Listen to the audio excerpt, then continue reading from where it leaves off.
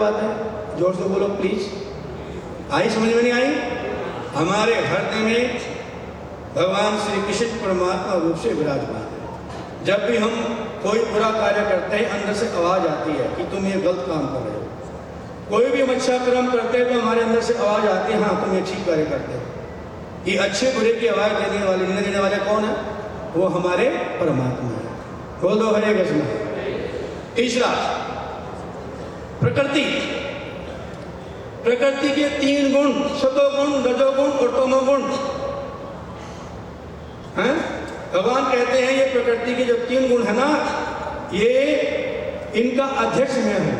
मया दक्षिण प्रकृति सूयते से चराचर। ये जो प्रकृति है, सतोगुण, रजोगुण और तमोगुण से मिलकर जो प्रकृति बनी है, ये सृष्टि का सृष्टि स्थिति प्रलय साधन शक्ति रेखा छाया विश्व भूनानी विभर्ति दुर्गा। ये प्रकृति ही इस भौतिक संसार का निर्माण करती है, पालन करती है और संहार का कार्य करती है। इस प्रकृति का काम है उन लोगों को इस संसार में बांध के रखना जो मेरे भक्त नहीं है, जो मेरी भक्ति नहीं करते। बोलो हरे कृष्णा। और जब तक जीव इन प्रकृति के 3 गुणों से मुक्त नहीं होगा तब तक उसका भवबंधन समाप्त होने वाला नहीं। अर्जुन ने पूछा, हे कृष्ण आपने कह दिया कि जब तक जीव प्रकृति के 3 गुणों से बंधन से मुक्त नहीं हुआ उसका बंधन समाप्त होने वाला नहीं है, तो फिर इसे छुटकारा कैसे मिलेगा? भगवान बोले, अर्जुन कान खोल कर सुनो, देवी अश्य गुणमयी हम माया द्रतया। मेरी माया का पार पाना किसी के बस की बात नहीं है अर्जुन।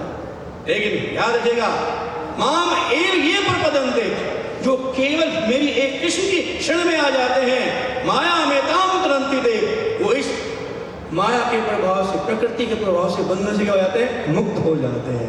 बोलो हरि कृष्ण। नहीं समझ में आया? हमारे इस्कॉन के फाउंडराचार्य एक उदाहरण देते हैं। ऐसी भक्ति उदाहरण प्रभुपाद जी ने पूरे संसार में कृष्ण भक्ति का प्रचार किया, भगवत गीता यथारूप का प्रचार किया। आज उनकी कृपा से भगवत गीता यथारूप 70 भाषाओं में अनुवादित होकर गई हैं। पूरे संसार में लगभग 4000 यूनिवर्सिटी कॉलेज में पढ़ाई जा रही है। प्रति माह लाखों प्रतियां पूरे संसार में वितरित हो रही हैं। चला प्रभुपाद जी इसको समझा कर कहते थे कि एक बिल्ली का बच्चा होता है, एक चूहे का बच्चा होता है। किसका बच्चा देखा कभी आपने? एक बिल्ली का बच्चा होता है और एक चूहा का बच्चा होता है। जब है ना बिल्ली चूहे के बच्चे को अपने मुंह में जकड़ती है, वो चिल्लाता है, चींची करता है और चबा चबा के खा जाती है। अर्थात प्रकृति रूपी बिल्ली के मुंह में जब ये जीव भौतिक संसार में भटका जीव रहता है, तब तक वो प्रकृति रूपी जो बिल्ली है उसको चबा के खाती रहती है, वो चिल्लाता रहता है, दुखी रहता है और मर जाता है। और वही प्रकृति रूपी बिल्ली के मुख में जब उसका अपना बच्चा, बिल्ली का बच्चा उसके दांतों में आता है तो उसको सुख मिलता है। क्या मिलता है? माँ, बिल्ली की माँ अपने बच्चे को अपने दांतों में दबा करके एक के बाद घर में छलांग लगाती है, उसको कष्ट नहीं होता है। जब कोई भगवान कृष्ण का भक्त बन जाता है तो भगवान कहते हैं, हे माया तू मेरी सेविका है, अब ये जीव मेरा भक्त बन गया है, इसकी सेवा करो। क्या करो? इसकी सेवा करो। और फिर वो भगवान के आदेश से प्रकृति उस भक्त की सेवा में लग जाती है। अर्थात बिल्ली का बच्चा जैसे बिल्ली के मुंह में आता है उसको सुख मिलता है, ऐसे भक्त को ये प्रकृति अनेक प्रकार की सुविधा प्रदान करती है भगवान की भक्ति करने का प्रचार करने के लिए। बोलो हरे कृष्णा। समझ में आ गया? जोर से बोलो प्लीज। कितने समझ में आ गया? पहला बताओ क्या था? पहला कौन सा बोला था? आत्मा क्या है? जीवात्मा क्या है? दूसरा परमात्मा क्या है? तीसरा प्रकृति क्या है? और अब चौथा है कर्म। कर्म क्या है? भगवान भगवत गीता में बोलते हैं, कर्णो ही बोधव्य च विक्रमणा एकनश्य बोधव्य गहना कर्मणो गति। हे अर्जुन, कर्म की गति बड़ी गहन है और जब तक वो इसको नहीं समझेगा तब तक वो भवबंधन से मुक्त नहीं हो सकता। कर्म के 3 पहलू हैं, कर्म, अकर्म और विकर्म। क्या है? कितने पहलू हैं? 3। कितने? कर्म के 3 पहलू, 3 कैटेगरी में भगवान ने कर्म को बांटा है, कर्म, अकर्म और विकर्म। कर्म वो है जिनको हम अपने भौतिक इच्छाओं की पूर्ति के लिए करते हैं। बोलो हरे कृष्णा। उसको बोलते हैं कर्म, भोग की इच्छा के लिए। विकर्म, जिनको हम शास्त्रों का उल्लंघन करके मनमानी ढंग से पाप कर्म करते हैं, हमको बोलते हैं विकर्म, जिनका शास्त्र में अनुमोदन नहीं होता है। तीसरा अकर्म, जिनको हम करते हैं, इनका फल भुगतान हमें करना नहीं पड़ता। कर्म तो किए लेकिन उनका फल भवन को नहीं मिलेगा। जैसे हमने चना अगर थोड़ा क्या कर दिया, रेत में भून के जमीन में डाल दिया, तो उसको जितना मर्जी पानी दो, जितना मर्जी खाद डालो, दोबारा पैदा होने वाला। बोलो ज्ञान अग्नि सर्वप्रमाणी वसुसात करुते तथा। जिस जीवात्मा के कर्मों को ज्ञान अग्नि है जला देती है, भगवान की भक्ति की अग्नि जला देती है कर्म फल को, ऐसे लोगों को कर्म का भुगतान करने के लिए दोबारा संसार में आना नहीं पड़ता। उसको बोलते अकर्म, अर्थात भगवान के भक्ति में किए जाने वाले कर्मों को अकर्म बोलते हैं। कर्म के द्वारा दोबारा आएंगे संसार में अच्छा बुरा भुगतान करने के लिए। विक्रम करने के बाद हम नरकों में जाएंगे, फिर अधम योनि में, कुत्ते बिल्ली की योनियों में फिर भटकेंगे। और अकर्म करने वाला सीधा कहाँ जाएगा? भगवत धाम चला जाएगा। और कलयुग में वो अकर्म करना शुरू कैसे होता है? हरि भगवान के नाम के उच्चारण के साथ। हरे कृष्णा कृष्णा कृष्णा हरे हरे, हरे राम राम राम। तस्मात् सर्वेषु कालेषु माम अनुस्मर युद्धता। हे अर्जुन, मेरे नाम का चिंतन करते रहो और अपने काम करते रहो और अपने कर्मों से मुक्त हो जाओ। कोई संसार में काम छोड़ने की जरूरत नहीं है, बस भगवान के नाम को साथ में जोड़ना है। काम करते रहो, नाम जपते रहो। जब हम भगवान का नाम जपते हुए कर्म करेंगे तो हमें कर्म का भुगतान नहीं करना पड़ेगा। बोलो हरे कृष्णा। अब कौन बचा? तो और से बताओ ना।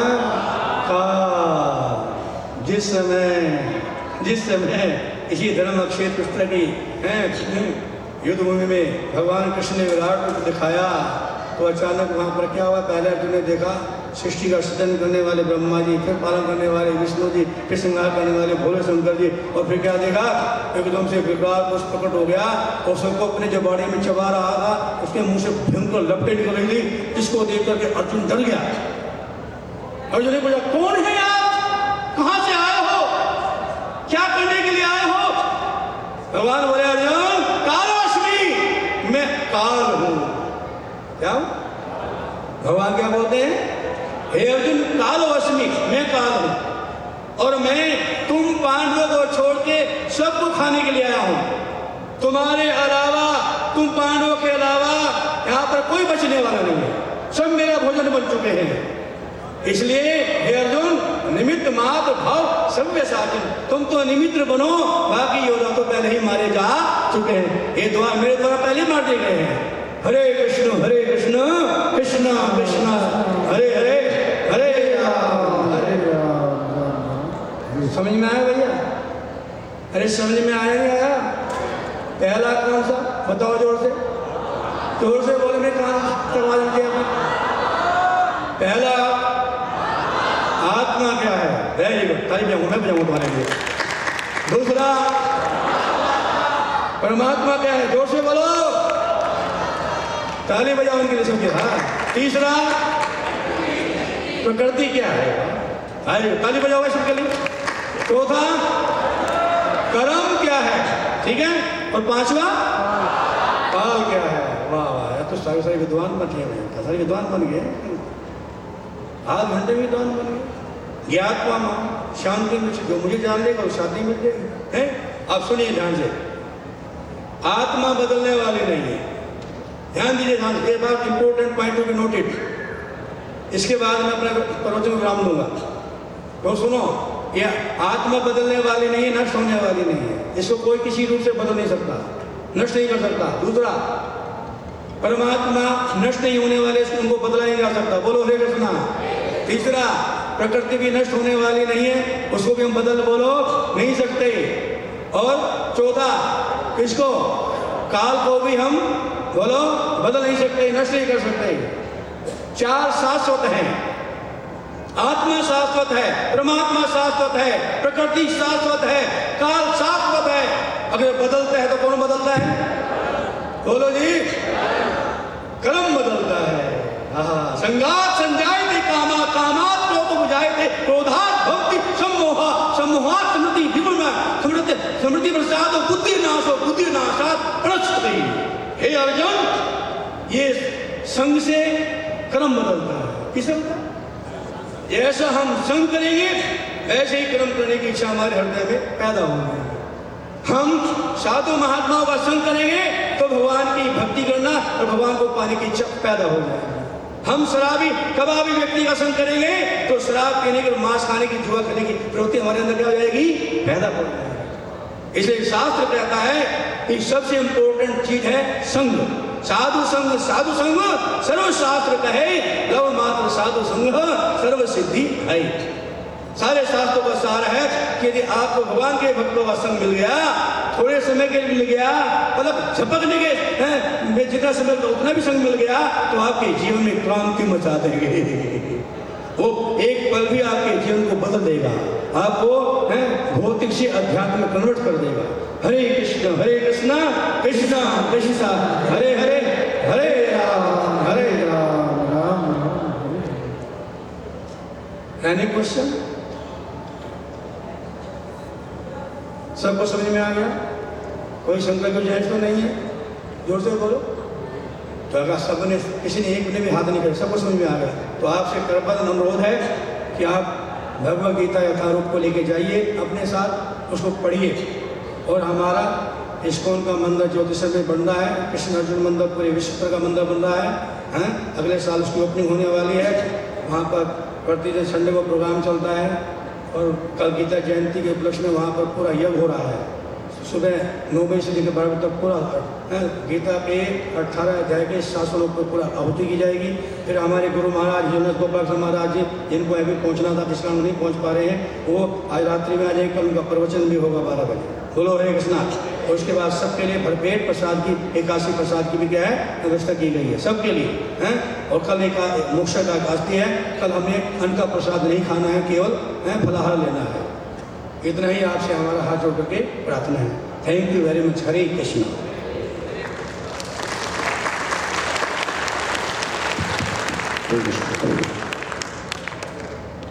हरे कृष्णा। बहुत बहुत धन्यवाद इस ग्रेट साक्षी गोपाल दास प्रभु जी का। दोनों हाथ उठा के 3 बार हरि बोल बोलकर प्रभु जी का धन्यवाद करेंगे। हरि बोल, हरि बोल, हरि बोल। प्रभु जी ने आपसे पूछा, अगर कोई प्रश्न है आपका, किसी का कोई क्वेश्चन है गीता से रिलेटेड, आप पूछ सकते हो। ये 1-on-1 क्वेश्चन प्रभु जी आपसे पूछ रहे थे। अगर आप पूछना चाह रहे हैं तो आप पूछ सकते हैं। तो प्रभु जी का आगे आ जाए, आप आगे आ सकते हैं और अपना प्रश्न पूछ सकते हैं। या एकांश, आप आइए, इनको माइक आगे दीजिएगा।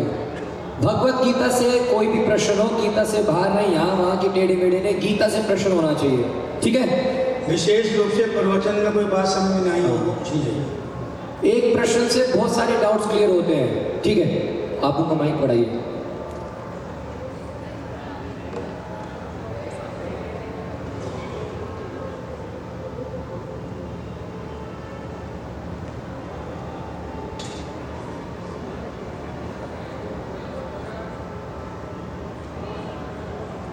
प्रभु जी ने कहा कि आत्मा का कभी विनाश नहीं होता, वो एक शरीर से दूसरे शरीर में जाती है।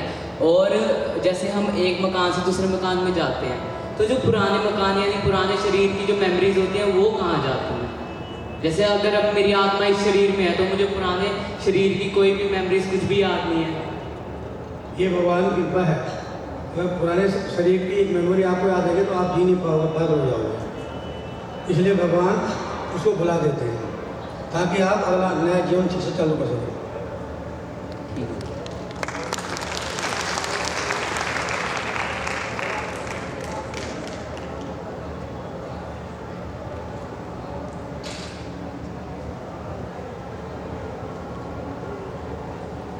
नमस्कार प्रभु जी। प्रभु जी, मेरा सवाल यह है कि श्रीमद् भगवद गीता को पढ़ने का सही तरीका क्या है? Very good, very good. आगे बयान के लिए भगवद गीता को सही तरीके से पढ़ने का जो उपाय है, आपको पहले किसी ऐसे भक्ति संघ में जाना होगा जो भगवद गीता को जानता है। ऐसे भक्ति के माध्यम से आप गीता सुनोगे तो बहुत जल्दी समझ में आ जाएगी, और आप अपने आप से समझने का प्रयास करोगे तो शायद समझ में नहीं आएगी। जी, मैंने एक बार पूरी गीता पढ़ रखी है, लेकिन उसका कुछ प्रतिशत ज्ञान ही मेरे पास आया है। हाँ, आप एक बार नहीं, हमारे को एक व्यक्ति मिले थे यहाँ पर, ये 1992 की बात है, जिसको पूरी गीता कंठ से आती, और जब उसने हमारे से एक टीचर थे, अध्यापक थे, पूरी 700 गीता श्लोक के कंठ थे, और जब उन्होंने हमारे प्रवचन में आकर क्लास में आकर एक गीता पर हमने 1 घंटे प्रवचन किया, और उसके बाद वो कहता, प्रभु जी मुझे तो मालूम ही नहीं था इस श्लोक का इतना गहरा अर्थ है, मैं तो कभी जीवन में समझ नहीं था इस श्लोक का इतना गहरा अर्थ है। तो कहने का मतलब है कि आपको अगर गीता असली समझनी है तो किसी भक्त के माध्यम से समझनी पड़ेगी। ठीक है जी, हरे कृष्ण। हरे कृष्ण। एक प्रश्न और लेंगे बस। अच्छा, आपका भी है, बढ़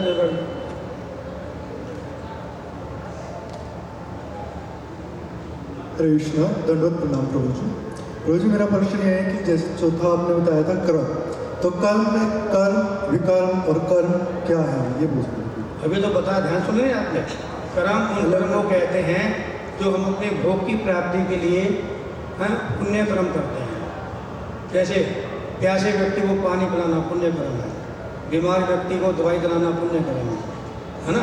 किसी ऐसा व्यक्ति की सहायता करना जिससे उसका मन, शरीर और क्या सुख हो, उसको पुण्य कर्म कहते हैं। उसको करने के लिए ऐसा कर्म करेंगे तो पुण्य कर्म करेंगे, उसका लाभ उठाने के लिए दोबारा देवलोक में जाएंगे, मनुष्य योनि में आएंगे, ये उसको बोलते हैं कर्म। क्या बोलते हैं, बोलो जी। और जैसे शास्त्रों में शराब पीने के लिए मना किया है, जुआ खेलने के लिए मना किया है, व्यभिचार करने के लिए मना किया है ना। तो अगर ऐसे कर्म करेंगे उसको बोलते हैं विकर्म। क्या बोलते हैं, इनको करने वालों को दोबारा नरकों में जाना पड़ेगा। नरकों में जाने के बाद उसको पशु पक्षी योनि में भटकना पड़ेगा। 80 लाख योनि में भटकने के बाद फिर जाके कभी मनुष्य योनि की प्राप्ति होगी। तीसरा अकर्म, कि भगवान के भक्तों के संग में आ गए और भगवान की भक्ति में लग गए और धीरे धीरे संसार से मोह माया से मुक्ति पा लिया, और सीधे मरने के बाद कहाँ जाएंगे, भगवान के धाम वैकुंठ को जाएंगे। यद गत्वा न निवर्तन्ते तद धाम अयम्। तो कर्म, अकर्म और विकर्म। एक प्रश्न और है प्रभु जी, क्या हमें श्राद्ध करने चाहिए? है जी, श्राद्ध करने चाहिए हमें? श्राद्ध जब आप भगवान कृष्ण की भक्ति करोगे श्राद्ध उसी में आ जाते हैं। भगवान की भक्ति करने वाले को अन्य कुछ करने की जरूरत, जब वो शुद्ध भक्ति करता है वो अपने सारे के सारे अन्य जो ऑब्लिगेशंस हैं उनसे वो मुक्ति पा जाता है। नहीं तो जब तक करते रहो, जब तक भक्त ना बोलो हरे कृष्ण। ठीक है, धन्यवाद। आप एक बस निकल लो, एक लो बस, हो गया।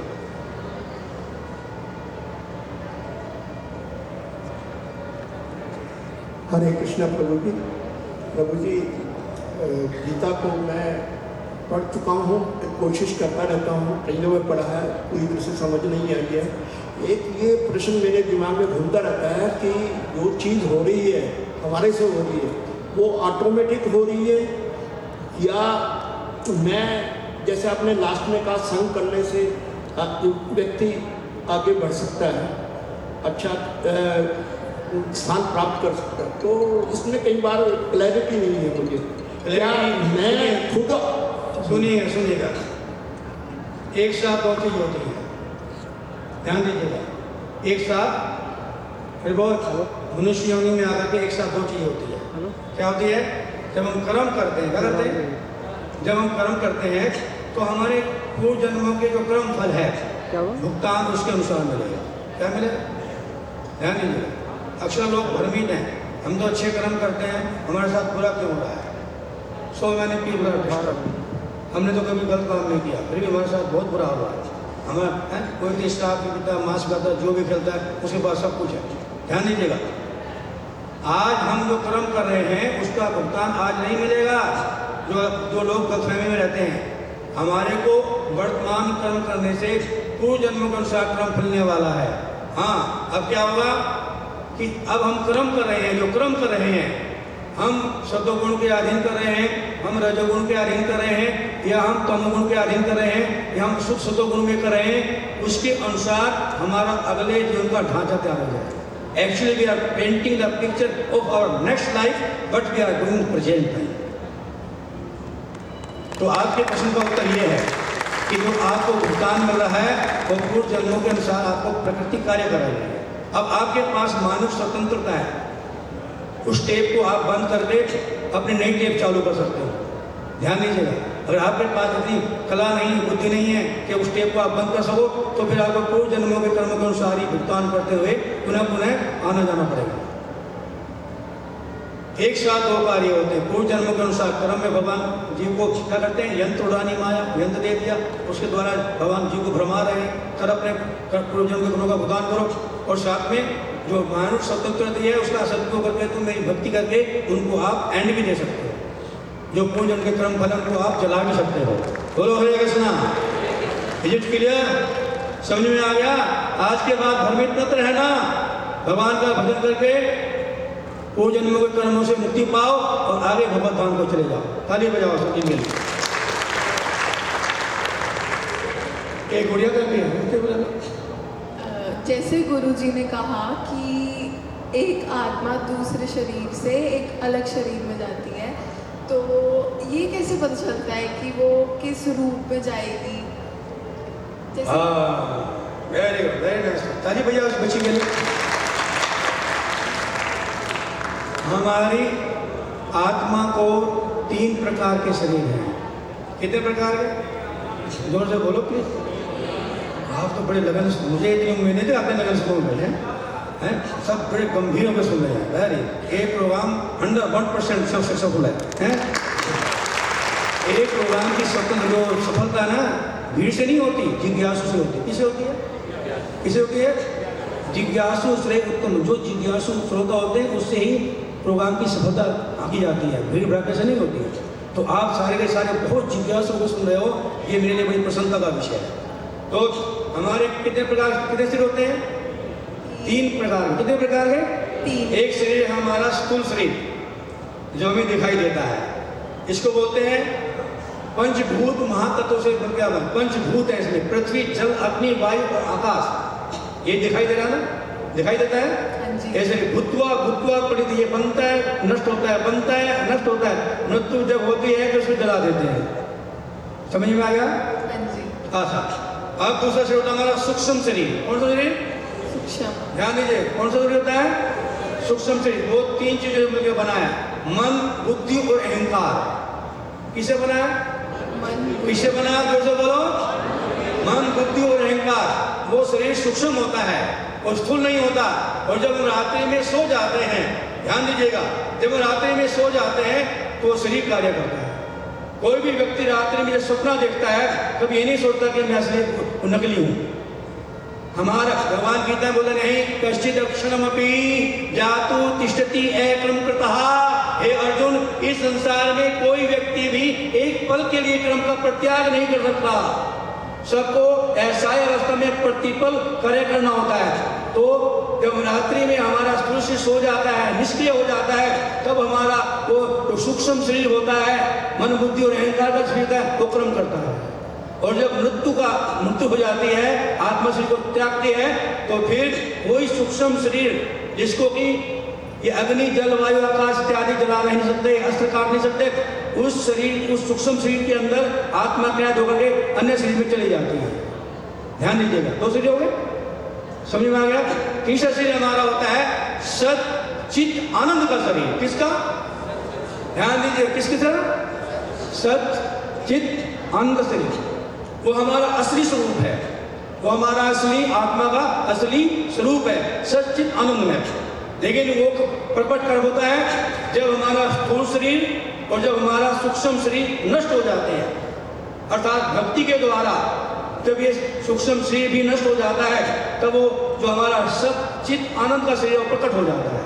ये भगवान कपिल जी ने अपनी माता देवहूति को श्रीमद् भागवतम के 30 स्कंद में समझाया कि हे माता, जब कोई भगवान की भक्ति करता है तो भक्ति की शक्ति से जरियाती आशु कोशम निगणम अनोथा, तो वो जो सूक्ष्म शरीर जो है, जिसको कोई अस्त्र काट नहीं सकता, सूक्ष्म शरीर को, जिसको अग्नि जला नहीं सकती, जिसको पानी गीला नहीं कर सकता, जिसको वायु सुखा नहीं सकती, उस शरीर को भी ये जो भक्ति की अग्नि होती है वो जला देती है। ऐसी जला देती है हे माता, जैसे कोई भोजन करता है तो उसकी जठरा अग्नि से भोजन को जला करके राख कर देती है। तो जब वो हमारा सूक्ष्म शरीर नष्ट होता है तो वो भक्ति के द्वारा होता है और उसके द्वारा हमारा क्या होता है, सत चित आनंद में शरीर प्रकट हो जाता है और शरीर के द्वारा हम भगवत धाम को लौट जाते हैं। Is it clear? जोर से बोलो, माइक में बोलो, माइक नहीं समझ में आ गया? हाँ जी। ताली बजाओ इस बच्ची को।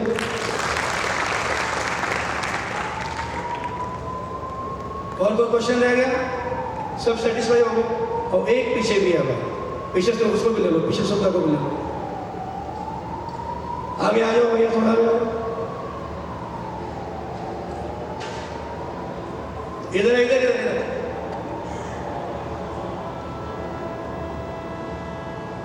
बस ये लास्ट क्वेश्चन आंसर है, ठीक है जी? प्रभु जी प्रणाम। मेरा आपसे एक ही प्रश्न है कि कर्म और भाग्य में क्या अंतर होता है? हाँ हाँ हाँ, कर्म और भाग्य में क्या अंतर है? भाग्य हम उसको मानते हैं जब जिसके द्वारा हम जो चीज चाहते हैं हमें मिल जाए, ये मानते हैं ना? कहते हैं यार ये व्यक्ति बहुत भाग्य का धनी है, ये बोलते हैं ना कि जो चाहता है उसको बोल दो ना, मिल जाता है। तो हमारे जीवन में जब अधिक मात्रा में पुण्य होते हैं, क्या होते हैं? पुण्य। जब हमारे जीवन में बहुत अधिक मात्रा में पुण्य होते हैं, उनको भाग्य का नाम दिया जाता है। क्योंकि जिसके जीवन में ज़्यादा पुण्य होते हैं, वो जो भी चाहेगा उसको मिल जाएगा। और जिसके जीवन में पुण्यों का अभाव होता है, तो वो दिन रात परिश्रम कर ले, मारा है दिन रात चोरी डकैती कुछ भी डाल ले, तो भी उसके जीवन में सुख शांति आने वाली नहीं है। और ये भाग्य बनता है इसके द्वारा, भक्ति के द्वारा, सत्कर्मों के द्वारा बनता है।